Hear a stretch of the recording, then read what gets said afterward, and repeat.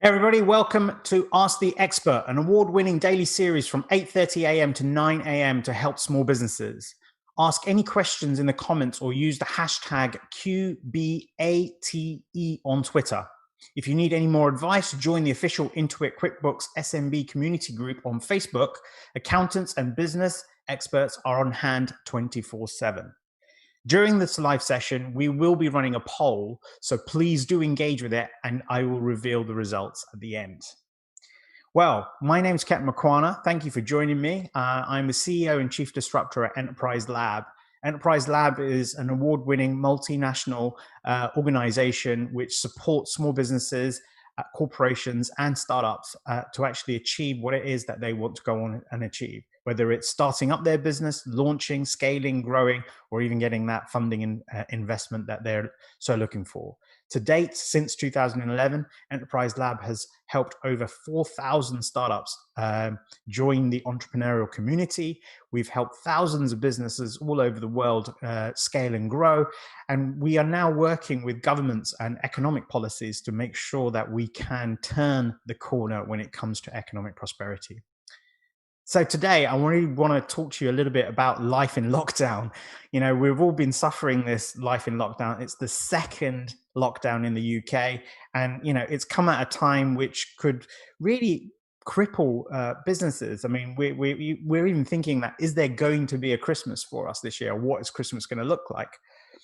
But just coming through the pandemic, and from March right the way through to roughly about September, October this year, businesses really struggled, and now to be put down into a second lockdown, I think it's something that we need to really kind of look and address as small business owners. So I've got a couple of tips that I would like to share with you at this stage.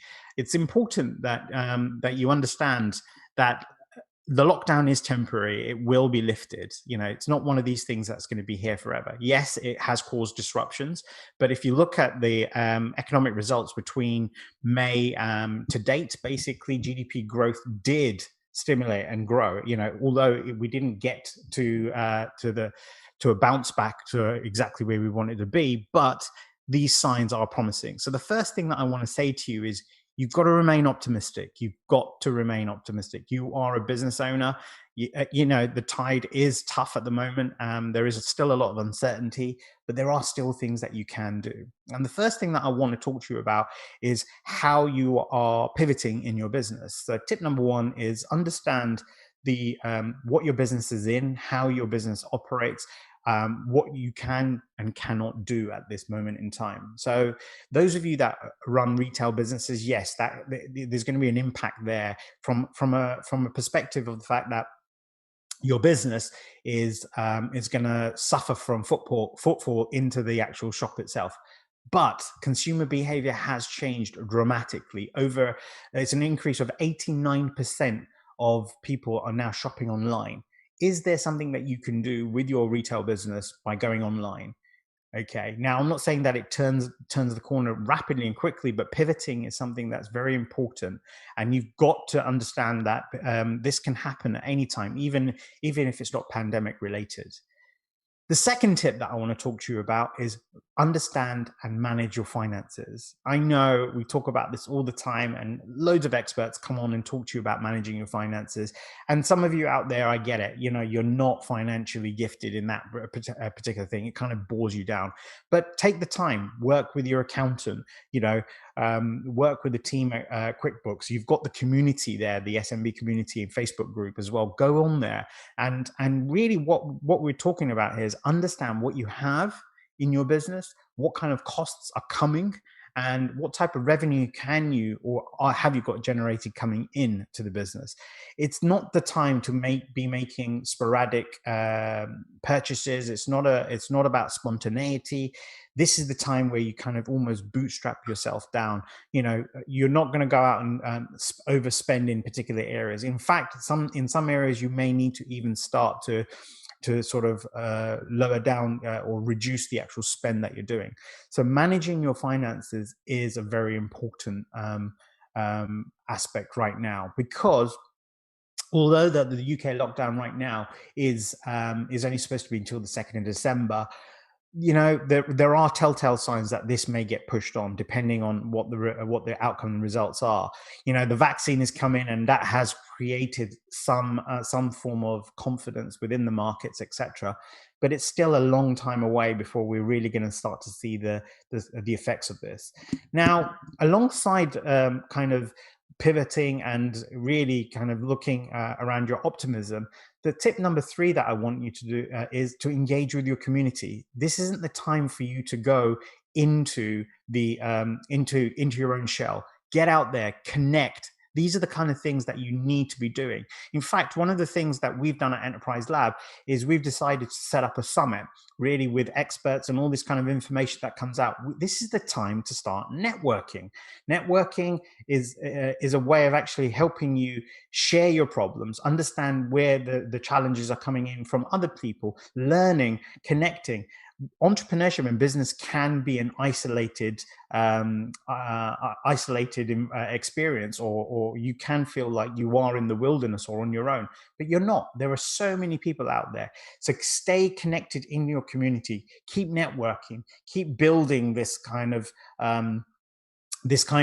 momentum where you're getting to know others, you're getting to learn other people's situations, circumstances, and seeing how you can help in other spaces and how others can help you. The tip number 4 that I have is talk to your existing customers. Keep the conversations going with your existing customers. Don't start to pull away from anything in that perspective. They're suffering just as much as you are, as from a business perspective as well. So keep those conversations flowing. And the fifth thing that I want to say is keep marketing. I know it sounds like you shouldn't be going out asking for business right now, but it's very, very important. Just because we are going through this kind of period, we still need to continue marketing. We need to continue our branding, our visibility. We need to keep going out there asking for business. My team at Enterprise Lab do the same thing at the moment. We have changed the way that we go out and procure our business, but we are still out there generating business. So it's really important that you look at these kind of 5 things to help you manage yourself through the lockdown as you're going through. Remember, there could be a situation of uncertainty as we run along. Now, those are my 5 tips. Let's get into some of these questions. These questions that you're actually sending through. Now, before I go in and start taking these questions, I want you to also understand that going through a lockdown and the second lockdown, you have already some experience from the first lockdown. Make sure you're learning and carrying those kind of things through as you're going along. Don't actually try and make the same mistakes. If you feel you're stuck, come out and talk to people. We are all here, whether it's myself coming through, and asking on Twitter, or coming back onto that Intuit SMB group. Do something. Don't sit there in isolation. So let's start with Marius from Twitter. Start a business with no experience, or get a couple of years of work experience and then start a business. What would you advise young aspiring entrepreneurs? Well, the first thing, Marius, is business and entrepreneurship is an exciting journey. And whilst I don't want to kind of pull away from telling people that don't start straight away, having some experience in work and business, whether you're working for someone else or working in another startup, will actually give you a little bit of confidence of how to go about things. I think it's also important to understand that, right now, whatever it is that you want to go away and do, whatever your idea is, it's important that you do validate it. You do get out there, you go there and share things. I mean, there is a lot of networks out there. There's a lot of things, programs that you can get involved into. I think my first bit of advice for any aspiring entrepreneurs, young entrepreneurs, we've worked with a lot of young entrepreneurs over time, is that you really got to be not just passionate, but believe in your idea. But you've got to be confident to get out there and have your idea critiqued. You've got to understand that everything isn't going to go plain sailing. There isn't a smooth transition that goes like this across your idea into business and into growth. It's a really squiggly line of uncertainty as much as anything else. So I would say to you, go out there, experience what other people are doing in their startups, look at how other young aspiring entrepreneurs have grown, go and ask them questions. There are people like Jamal Edwards out there that are who've built their businesses, through from a young age onwards and upwards. Keep asking the questions, keep learning from others, and then start to apply your learning in. Go out and practice. And the other thing is, get a mentor. If you can, get a mentor. A mentor will really help you along the line. Siegfried from Instagram, how do you hire a team that fits your vision for the business? It's this is the age-old question. How do you hire a team? And where do you find this kind of expert resource? I think the first thing you've got to do is you've got to make sure that you are building the right type of specification in your business. So whatever your vision is, you need to ask yourself, what is it that you actually need around you? And the first thing that you've got to determine here is the things that you are good at and you should be doing. And everything else then needs to be put together into different sort of team slots or job roles. Now, the next thing is the culture that you have in your business. What type of business are you? What type of culture do you feel you have? Are you open? Are you progressive? Are you someone that's wanting to get others to learn and grow? Because remember, entrepreneurs and business owners really at the start, they're very protective over their ideas. They're very protective over their business, and they're very prone to actually just hiring someone and then doing the task or micromanaging them. So what is the culture that you have around it? Then the next thing I would do, and something that we do here, is normally I set the brief. So the job role is actually a brief. And I ask the individual that who's interested in the role to go away and come up with a presentation on how they would approach that role and what they would do in my business. So rather than interviewing them and asking about their previous experience and how good and great they are, you want to know how impactful they're going to be in your business. So get them to actually perhaps come back with a real formal presentation, and that will really give you a guise of their confidence, their ability, and also how they're creative in terms of impacting your vision itself. It's not an easy process to do, and sometimes we become very emotionally connected to particular things. So you've got to have a balance of pragmatics as much as that emotion that goes alongside that. But that's how I generally need to be in my team. I do look at the resume, but I'm not really interested in the resume. I'm interested more in what they can do here and now. You see, because they could be coming from a different industry, a different environment, but they may have the right principles that I'm looking for. So set up the briefs, give those to prospectives that are looking at joining your team, and get them to show you how they would operate in that role. Angela for Facebook Messenger. I keep hearing people talking about building a core of fans and ambassadors for your startup. How does one go about doing this? Well, really, fans, building a core of fans is really down to the first thing, which is, do you have a brand? Do you have a brand identity? Does your brand stand up for particular things? Have you created an avatar for what your perfect customer is? Now, creating this kind of base of core fans needs you to be consistent out there. So you can't just put a couple of posts on social media and expect to have a hold of fans. You've got to. It's almost like a pop star or rock star. You've got to keep touring. You've got to keep coming up. You've got to keep showing up to make sure that people are there. They know that you exist, what you stand for, and that's how you create your kind of fan base.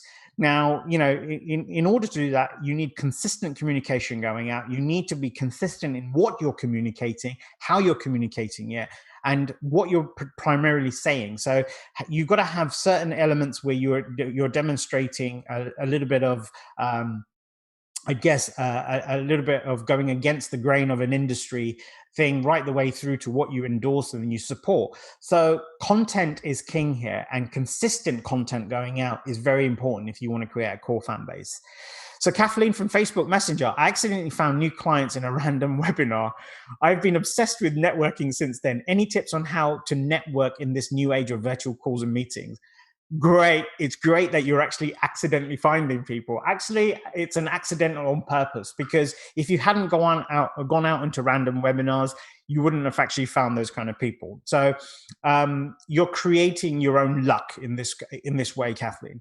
The important thing to understand here is that in a digital age or a virtual age, especially with the fact that we're locked down and we're not able to meet physically, you've got to be able to get yourself across and get allow the other person to get across quite quickly. So and you've got to then be able to maintain and peak the energy of engagement. So I would still recommend that you kind of go out into other groups, into other to other webinars. It's one of the reasons to why we did the summit, for example, next week. We've got a summit which is allowing people to come together. This is the right time to do this. All mentors and experts are really pushing people to continue networking. I think what you're doing is right. The way you're doing it is right, because that is helping you generate new clients. If you've created a success method already, keep going with the same thing. Be optimistic, be open to learn more about the other person rather than get your message across. These are the kind of things that I find are really, really important when you are networking. There are so many virtual platform networks coming up now. There's so many other events that you could now attend. Now we've got more and more expos and summits and business shows that are now going virtual. Tap into all of them. There are so many of them that are also free. So you know, all it is an investment of your time, but keep going the way you're going. I really love that. Austin from Instagram, are entrepreneurs loners? Define loners for me. That's the thing. I think entrepreneurs aren't loners per se, but they do have this thing about where they need to navigate things by themselves. There is this whole self pride precedence about us that we feel that, you know, we've got to do things on our own basis. It's one of the reasons to why a lot of entrepreneurs feel like they're the only people that have these kind of problems as we or suffering from these problems, the problems that they're suffering from at any point in time. I think it's instinctive to the fact that you, as an entrepreneur, create something and you become very, very connected and attached to it, which means it's almost like a child for you, and you're going to protect that child as much as you can, and you want to make sure that other people can't harm that child to a certain extent or take advantage of the child or anything in that particular way. So I wouldn't say we're loners, but we do have certain traits about having independence or doing things on our own, for sure. So Bjorn from Instagram says, hi, Ketan. Enterprise Lab works with a lot of startups. Are you seeing any change in the kind of businesses that started in recent times? Wow, what a question. Thank you, Bjorn. So yes, there is certain changes. I mean, a lot of people are moving away from products, I feel, and they are very much in the services world. So we've got a lot of people coming up with businesses in copywriting, consulting, coaching, maybe financial services. And there is also a rise on a number of businesses that are trying to engage into tech, fintech, health tech, med tech. We see a lot of people coming through who are not business professionals per se, but they're more technical. So they come with a CTO background rather than a CEO background. And the amazing thing is that some of them don't even really realize what they've really got. I'll give you a very quick example, if I may. We're currently working with someone who just joined us recently, and they've got a background in building tech applications and plugins. They're really great at that. And what they've done is they've built this little plugin which goes into e-commerce businesses. So if you're an e-commerce business that sells any kind of particular products or service of a value, this plugin will allow you to automatically offer the consumer or the buyer some insurance options. And what it does is, it's a bit like Compare the Market. It will give you the latest different insurance rates rather than a fix, buy this or buy this. Now, I think it's great, but the way in which the startup is trying to approach this, they don't really have commercial experience. They don't really understand the how and where it can be applied in which particular way. So, what we tend to find is, whilst the genre of the business is changing slightly, the same principles are applying. A lot of people have great ideas and they've got great visions and great enthusiasm, but they just don't have that final kind of direction and purpose of how to actually go off and make that work. But that's what we're here for. That's what even platforms like Ask the Expert are here for. Come and ask the questions, and you'll get some expert responses and answers from there.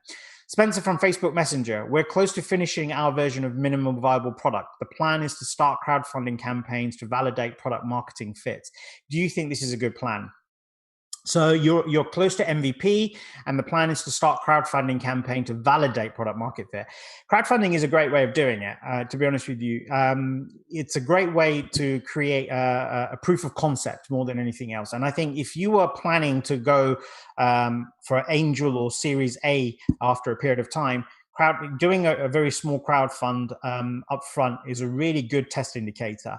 The other thing to be mindful of this is that you know, with crowdfunding campaigns, you need to really push yourself out there from a marketing perspective, visibility. You need to really be out there kind of investing into getting eyeballs onto your product, service, or your MVP. The second thing to consider here is what is it that you are trying to establish here? Now, sometimes when people go off with the whole view of taking their MVP and validating it using a crowdfund campaign, they actually fall into the trap that they think, oh, this is a way for us to also raise money and more money. If you want to raise money, then you've got to do your campaign slightly differently. If you want to create a POC and validate that where your product is, you need to do your campaign very, very differently as well. So think about what your crowdfunding campaign is going to have in terms of rewards and stuff like that, as much as anything else, because you could do a crowdfund campaign first, just to get the POC. Then you can move towards doing another one that will allow you to raise. Then you can go forward with the information and intel from there. There are some really good funding sources or advice pieces that we have from one of our partner businesses, Spark Consulting. Again, if you want to drop us a line or drop me a line on Twitter afterwards, I can get you some of that information and you can sort of follow up from there. Vipul from Twitter DM: what are the skills that we should invest in for post-COVID markets? I'm currently taking a course since I have more time on my hands, and it would be interesting to hear your view. So, what are the skills that we should invest in for post-COVID markets? Okay. What is a post-COVID market? I think that's the first thing that you need to define. I think the post-COVID markets are very, very it's a very scattered view and opinion. It's a perspective, I guess. The question I also put, Vipul, is that will we have a post-COVID market? Is COVID-19 here to stay? Is this going to be something that we're going to have to live with? Does a vaccine come in to help us cure? But, you know, just like AIDS and stuff like this, we don't, you know, it's going to be within our within our sort of life, or at least our lifespans for this period of time. I think what you want to look at here is building skills on strategic planning, understanding different markets, looking at how do you optimize and how do you create I wouldn't say kind of just blueprints and alternative strategies, but it's really about understanding how you fit your product or service into the market. Understand that your consumer behavior is very, very different. So today we've had to change the way that we do business at Enterprise Lab because of the way in which the consumer has been forced to change the way they procure or purchase or acquire the services that they want. We've got to be more digital. We've got to be more face front. We've got to be more communicative. We've got to be more value driven. So all of these things are kind of skills that we've needed to adopt into our business. I've had to become a little bit more pragmatic with information that I'm sending out. We've had to create more events. So we've had to learn how to become an event company as much as a service company. So those are kind of the skills and traits that I think you need to start adopting as you look at what you call a post-COVID market. But I would be very mindful and be careful that post-COVID is just a term, and don't think that, there's a line which goes that one day we're a COVID and next day we're not. I think, even when they talk about it in politics or in economics or in the news, they have to put something as in post. But I don't think, in my opinion, I think COVID's here to stay. I think it's gonna be with us for the next couple of years, maybe the next 10 years. And what we're gonna do is we're gonna have to adjust the way that we live, the way that we work, and we're gonna have to also adjust the way that we consume things. And those are the things that you need to tap into. Those are the skills that you need to start building. Understanding, empathy, empathizing with the industry. We had to turn on a penny. I'll be very quick with this. We had to really turn on a penny very fast. And this is why small businesses can do this. We're much more agile than the corporates, etc. But our agility allowed us to move swiftly, changed our direction, changed our approach. And yes, it takes a couple of weeks to get the mill moving, but eventually it does happen from there. So I'm going to move on quickly because I want to get these last two questions in as well. Lena from Instagram, what do you think is the best strategy to collect addresses pre-launch? Me and my friend are launching our very own company. We have a landing page. Well, congratulations that you're launching your own company with that. Having a website with an email grabber is great, but you need to market that out. So go through your social streams. I would probably have something quite straightforward as a lead page with an opt-in, but then you're going to have you've got to have more of the sorry, I've just lost my chain of thought there.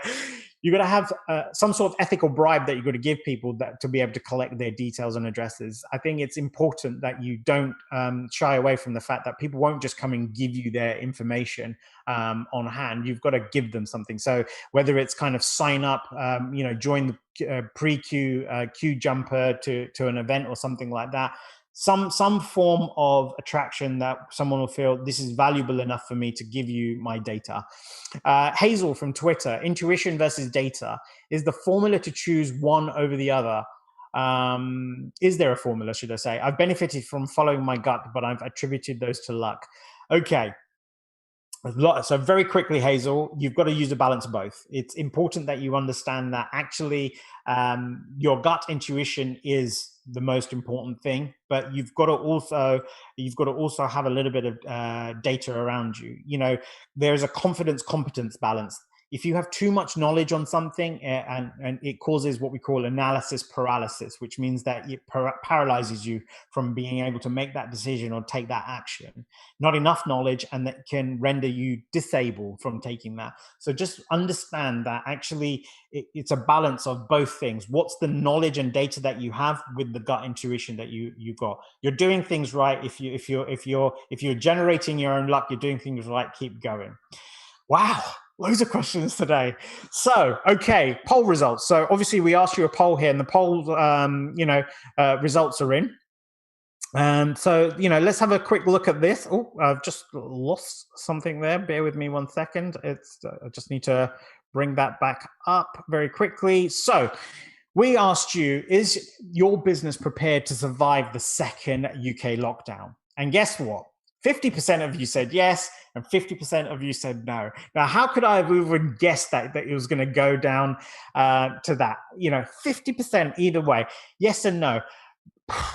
I guess it's still signs of the times. I think there are still so much uncertainty, and I guess what it comes down to is how you perceive. Are you prepared? The one thing for everyone that says yes, great, but don't become complacent. Don't think, oh, I'm prepared for it, and I'm going to batten the hatches, and I'm going to do all of these things. I think you also need to continue working on that. Can continue reviewing things. I do this on a week by week basis with my team now. We would do this normally on a monthly basis. We do it on a weekly basis. Why? Because it's just the smallest things that can make the biggest differences. And for those of you that voted no, I think it's important that you understand that there is still time, there are still opportunities, and there's still things that you've got to do. There are questions that you're asking yourself that you don't have the answers to, but you're still refraining from asking anyone else. Get out there, connect with people, ask the questions, engage, go onto these community groups, ask the experts. These are the things that you have to keep doing here until you've got enough knowledge, as we were talking with for Hazel, with Hazel's question, and the balance of the gut intuition to make that kind of decision and action. Wow. Thank you all for your questions today, but we've run out of time. I tell you, if you've got any more questions, then please get in touch with QuickBooks support team or myself on Twitter at Ketan Makwana.